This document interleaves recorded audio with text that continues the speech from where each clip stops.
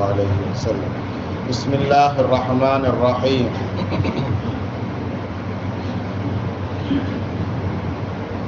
وإن يوما عند ربك كألف سنة مما تعدون. صدق الله المولانا العلي العظيم. இது ஒரு வசனத்தினுடைய ஒரு சிறு பகுதி. நேற்றைய தினம் நாம் இந்த வசனத்தை சொல்ல ஆயத்துட்டோம், மறந்துட்டோம். இன்ஷா அல்லாஹ் இன்னைக்கு இந்த வசனத்தை பார்த்துடலாம்.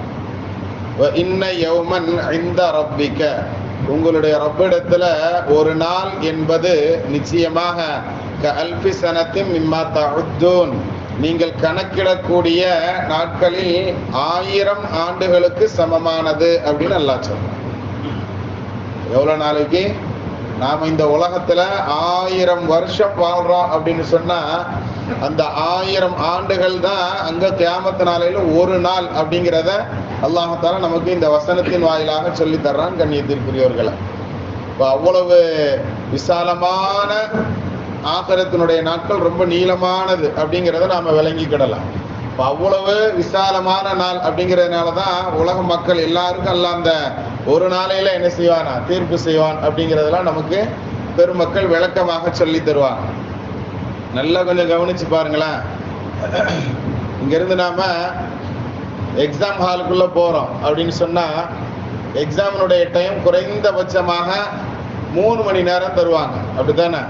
காலையில 10 மணிக்கு அல்ல 9 மணிக்கு போறோம் அப்படின்னு சொன்னா உள்ள 9 மணிக்கு டோரை லாக் பண்றாங்கன்னா 10, 11, 12 மணி என்ன செஞ்சிருவாங்க, க்ளோஸ் பண்ணிடுவாங்க, பேப்பரை வாங்கிடுவாங்க, அப்படித்தானே? இந்த 3 மணி நேரம் எக்ஸாமினுடைய ஹால்குள்ள நாம என்ன செய்யணும், இருந்தே ஆகணும். முன்னாடியே எழுதி முடிச்சாலும் வெளியே வர முடியாது, அப்படித்தானே?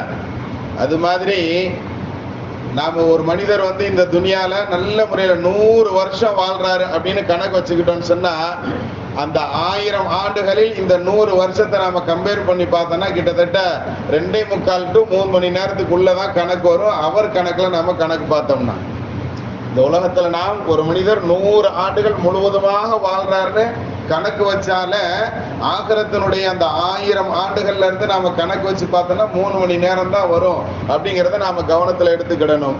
அல்லாஹ் தஆலா நம்மள இந்த 3 மணி நேரம் தான் இந்த துனியாவுக்கு அனுப்பி இருக்கிறான். எதுக்கு அனுப்பி இருக்கான்?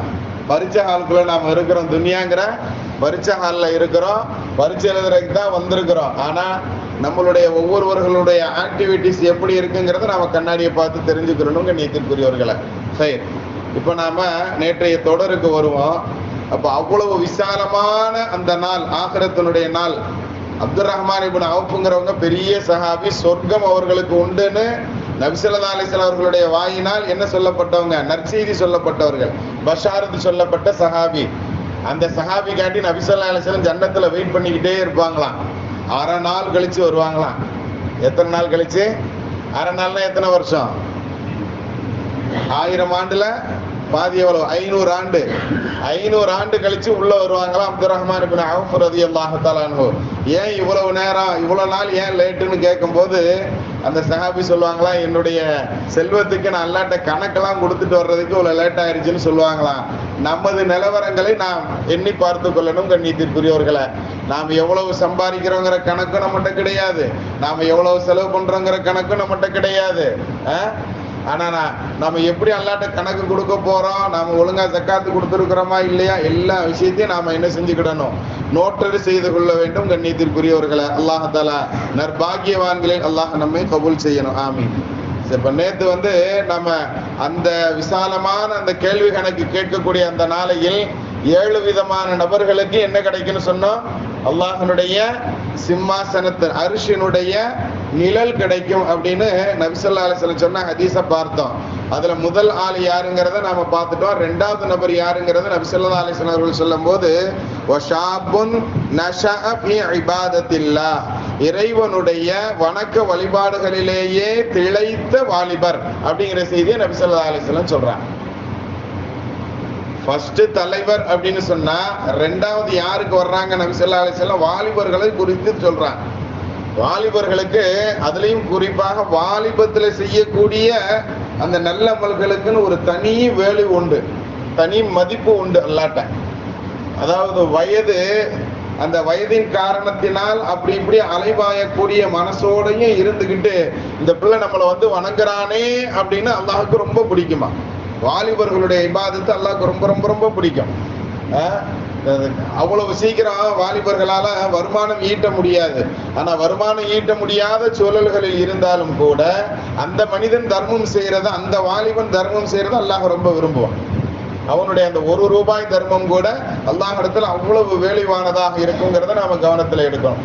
சின்ன சின்ன விஷயங்கள் கூட வாலிபர்களுக்கு சிறு பிள்ளைகளிலிருந்தே நாம ஊட்டி வளர்த்தன்னு சொன்னா வாலிபத்துல நல்ல விதத்துல அவர்கள் என்ன செய்வாங்க, இபாதத்துன்னு சொன்னா வெறும் அல்லாஹ் அக்பர்னு தக்பீர் கட்டி தொழுகிறது மட்டும் அப்படின்னு விளங்கிடக்கூடாது.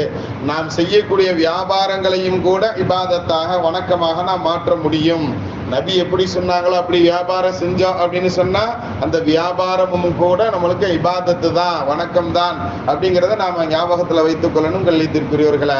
அப்ப இபாதத்துங்கிற இந்த வணக்க வழிபாடுகள் கூட எப்படி இருந்துச்சுன்னா அல்லாஹ்க்கு ரொம்ப பிடிக்கும். யார்கிட்ட இருந்தா, வாலிபத்துல இருக்கிறவங்கள்ட்ட அல்லாஹ் ரொம்ப நேசிக்கிறான். வயதானதுக்கு அப்புறம் நாம பாத்துக்கலாம். ஹஜ்ஜிக்கு போறதெல்லாம் ஒரு 60 வயசு தாண்டுவோம், அதுக்கப்புறம் ஹஜ்ஜிக்கு போய்க்கலாம். தாடி வைக்கிறதுலாம் நம்ம 60 வயசுக்கு மேல நாம என்ன செஞ்சுக்கிடலாம், வச்சுக்கிடலாம் அப்படின்னு தான் இன்றைய காலங்களில் பொதுவான அப்படி ஒரு திணிக்கப்பட்டு இருக்கிறது நம்மளுடைய உள்ளத்துல. ஆனால் அது யதார்த்தம் அல்ல.